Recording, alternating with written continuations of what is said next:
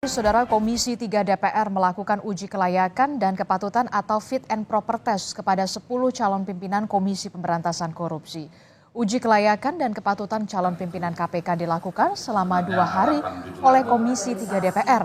Dari 10 calon pimpinan KPK, DPR akan memilih ada 5 nama yang menjabat sebagai pimpinan selama 5 tahun ke depan.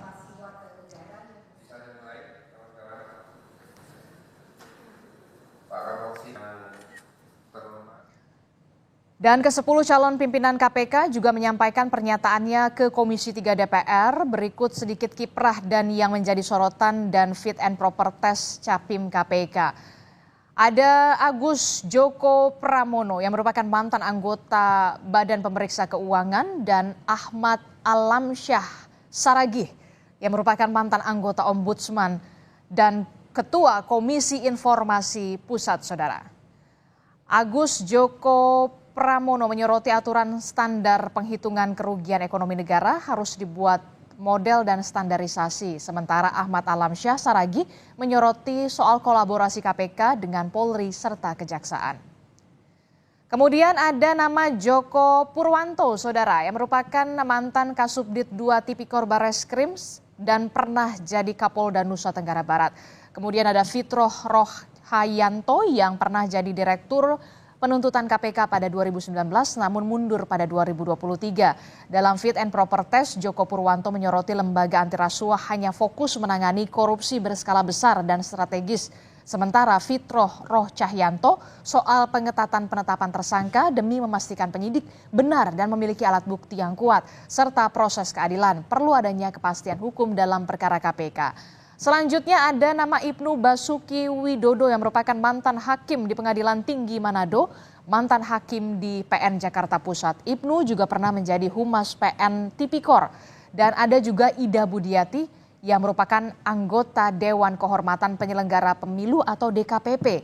Ibnu ini menyoroti peningkatan pengawasan internal KPK dan penguatan secara internal demi meningkatkan kerjasama pimpinan dan seluruh jajaran KPK. Sementara Ida menyoroti peningkatan pengawasan internal, yakni peningkatan sinergitas dengan Dewas KPK untuk menghadapi tantangan persepsi negatif ke KPK.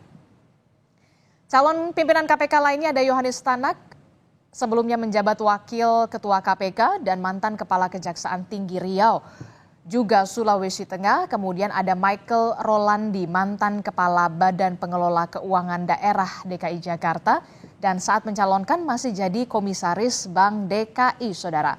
Yohanes Tanak disorot soal meniadakan operasi tangkap tangan dan jabatan Ketua KPK. Sementara Michael soal LHKPN formalitas dengan menghadirkan aplikasi terkait korupsi untuk diterapkan di daerah. Juga ditanyai terkait kasus korupsi rumah DP 0 rupiah. Berikutnya, Saudara, ada nama Pungki Indarti yang kita tahu merupakan Komisioner Kompolnas periode 2020 hingga 2024, serta ada nama Setio Budianto yang pernah menjadi mantan Kapolda Sulawesi Utara, Direktur Penyidikan KPK. Saat ini masih menjabat sebagai Inspektur Jenderal Kementerian Pertanian atau Kementan RI. Pungki, Saudara, menyebut soal integritas KPK terkait dengan krisis kepercayaan kepada KPK terjadi karena integritas para pimpinan ini bermasalah, juga soal pengembalian kerugian negara. Sementara Setio mendukung revisi 2 pasal Tipikor yang dinilai menuai polemik dan layak diuji materi ke MK. Juga soal meniadakan lift untuk atasan dan operasi tangkap tangan harus selektif. Hari ini, Saudara, fit and proper test terhadap pimpinan KPK masih akan dilakukan oleh Komisi 3 DPR. Lebih lengkapnya kita akan tanyakan langsung pada jurnalis Kompas TV. Sudah ada Niko Anggriawan di Kompleks DPR RI. Niko, selamat pagi Niko. Niko, dari ke-10 nama calon pimpinan KPK yang sudah tadi saya sebutkan, siapa sebenarnya calon yang paling terkuat mengemuka di Komisi 3 DPR RI untuk bisa dipilih sebagai Dewan Pengawas dan juga calon pimpinan KPK?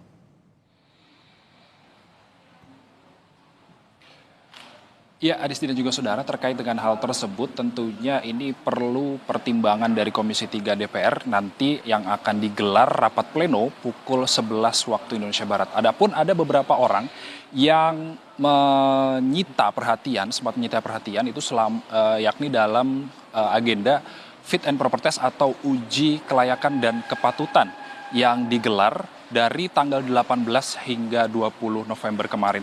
Di antaranya ini adalah pernyataan dari salah satu calon pimpinan KPK yang bernama Johanis Tanak yang mengatakan bahwa dirinya apabila terpilih menjadi pimpinan KPK selama satu periode ke depan, yakni tahun 2024 hingga 2029, nantinya dirinya ini akan menghapus operasi tangkap tangan, yang mana operasi tangkap tangan sendiri ini sudah menjadi tradisi dari lembaga anti rasuah tersebut.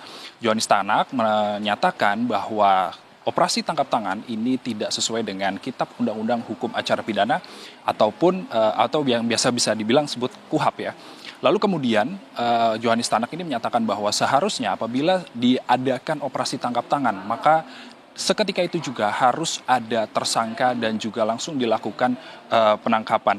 Dan kemudian untuk Dewan Pengawas sendiri ada pernyataan yang menarik, yakni dari calon Dewan Pengawas yang bernama Gus Rizal, bahwa calon Dewan Pengawas Gus Rizal ini berpendapat atau setuju bahwa harus ada Dewan Pengawas KPK ini harus mempunyai kewenangan yang disegani oleh insan KPK termasuk ketua KPK itu sendiri. Dan juga Gus Rizal ini setuju Undang-Undang KPK direvisi dengan penambahan kewenangan untuk Dewan Pengawas KPK. Dan untuk rencana dari hasil pengumuman fit and proper test atau uji kelayakan dan kepatutan calon pimpinan KPK ini rencananya akan dilakukan hari ini. Itu berdasarkan pernyataan dari Wakil Ketua Komisi 3 DPR Ahmad Syahroni. Namun yang jelas pada hari ini, sejak pukul 8 waktu Indonesia Barat tadi sudah diberlangsungkan ini fit and proper test 3 calon Dewan Pengawas KPK yang setelah sebelumnya pada hari kemarin ini sudah diberlangsungkan 7 fit and proper test Dewan Pengawas KPK. Adapun setelah diadakan fit and proper test calon Dewan Pengawas KPK, nantinya Komisi 3 DPR ini langsung menggelar rapat pleno untuk menunjuk siapa 5 orang calon pimpinan KPK dan menunjuk 1 orang sebagai ketua KPK.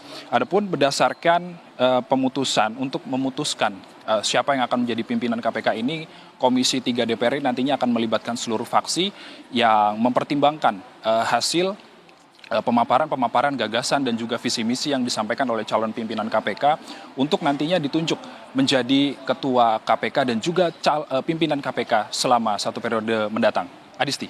Oke, baik, kita akan tunggu bagaimana nanti hasilnya, siapa saja yang kemudian dipilih oleh Komisi 3 DPR RI untuk menduduki pimpinan KPK periode mendatang. Terima kasih informasinya jurnalis Kompas TV, Niko Anggriawan melaporkan langsung dari Kompleks Gedung DPR RI. Selamat bertugas kembali, Niko.